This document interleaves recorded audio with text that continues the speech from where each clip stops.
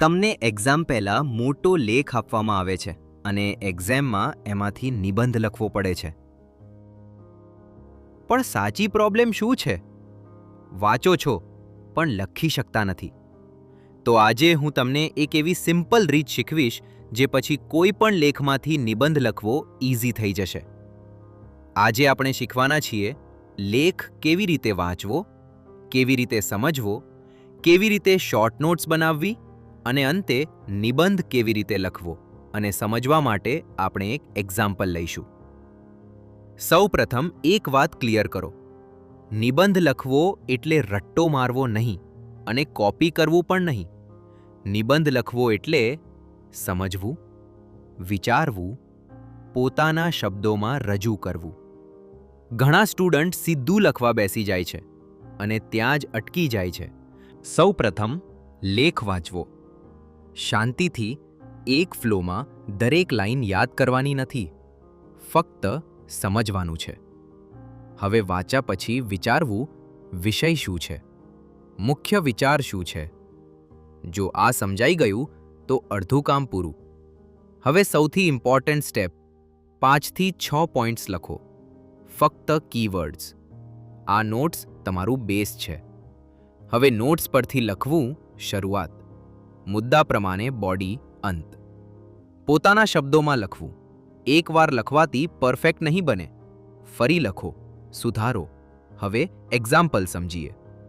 માનો તમને ભગવાન સ્વામિનારાયણે જેતલપુરમાં કરેલો યજ્ઞ પર લેખ મળ્યો.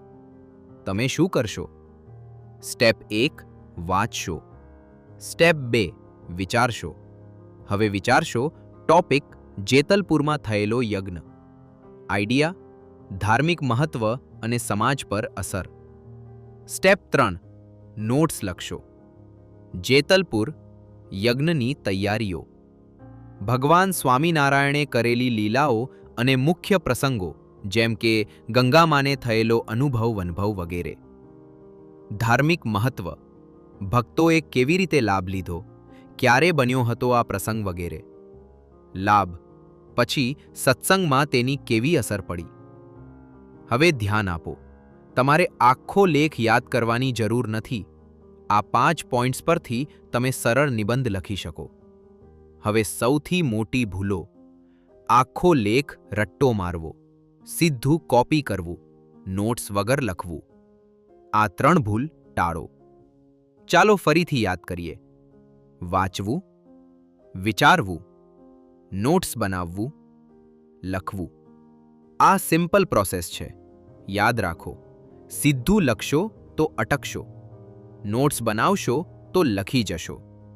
આવી જ સરળ અભ્યાસની રીતો અને સત્સંગના રસપ્રદ પ્રસંગો માટે પ્રમુખ પ્રસંગમ ચેનલને સબસ્ક્રાઇબ કરો અને વિડીયો લાઇક અને શેર જરૂર કરજો. અને ખાસ વાત, આવનારા દિવસ દરમિયાન આ જ નિબંધોને આપણે કમ્યુનિટીમાં આવતી લિંક દ્વારા વિગતવાર સમજશું અને તૈયાર કરીશું. તો તમે તૈયાર છો? કમેન્ટમાં યસ અને જય સ્વામિનારાયણ જરૂરથી લખજો.